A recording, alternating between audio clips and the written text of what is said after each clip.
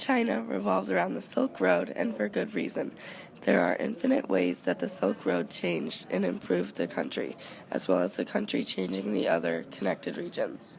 The Yellow River was unpredictable. It would alter its course many times, which would cause a lot of destruction.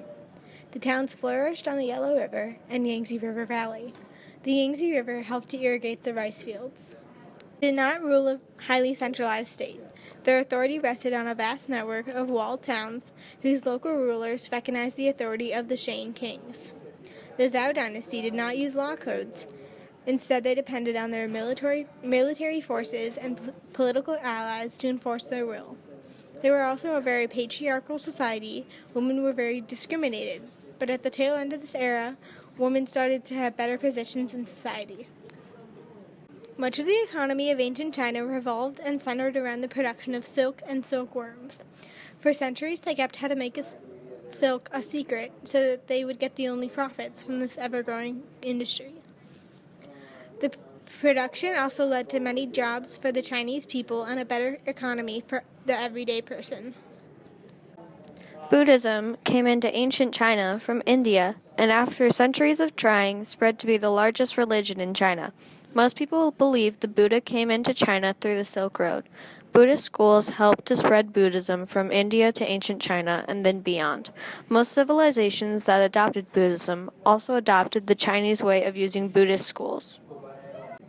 It was a patriarchal society, but women sometimes played important roles during the Shang dynasty. Social distinctions started to appear when there was agriculture, like rice paddies, which allowed people to accumulate wealth and preserve it within their families.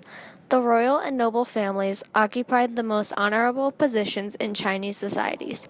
After them on the social ladder were aristocrats and then commoners and slaves.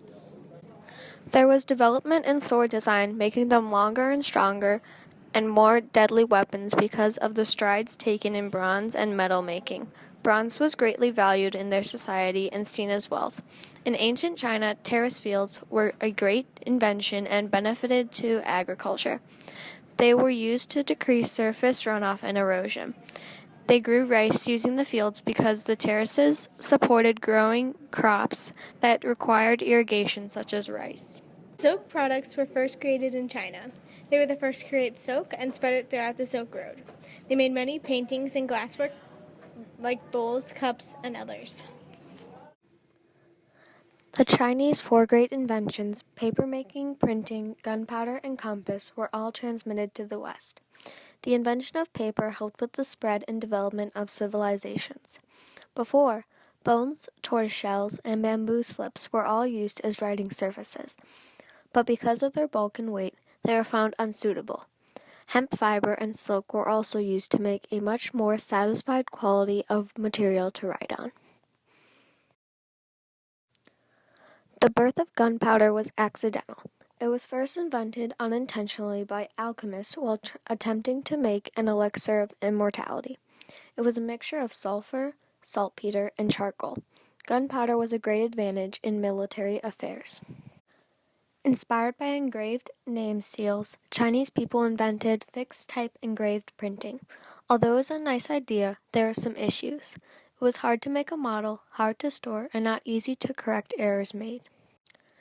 A device called a sainan became the predecessor of the compass. A sainan was a ladle-like magnet on a plate with a handle of the ladle pointing to the south.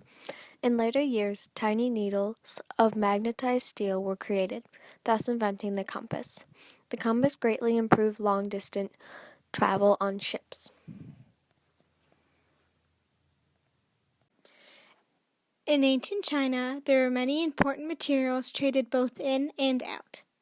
Many of the materials traded were simple, and China could afford to make them more complex and then trade them out.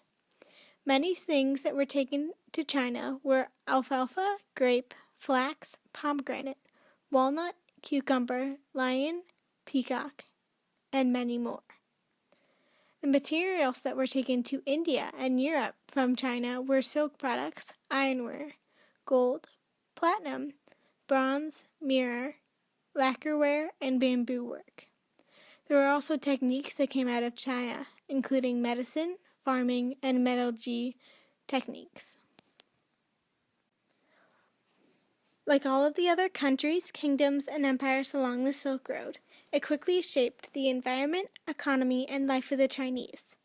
Their economy was greatly affected because it expanded their production of many products, silk and others, as well as receiving many products, since they were at the end of one side of the Silk Road.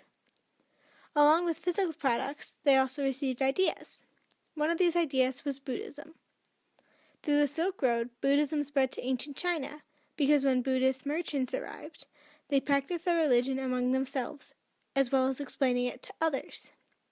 Buddhism was the most prominent religion of Silk Road merchants. The early Buddhists in ancient China were foreign merchants who practiced religion in the separate region that Han Dynasty officials allowed them to inhabit in cities. For a while, most native peoples of China did not find that Buddhism appealed to them, but with monasteries and missionaries, it attracted more Chinese converts. During about the 5th century CE, Chinese civilians began to open up to Buddhism and soon became the most popular religion throughout all of East Asia. No one knows exactly how China would be today without the Silk Road, but it is certain that it helped to change, evolve, and adapt it into the country that we know today.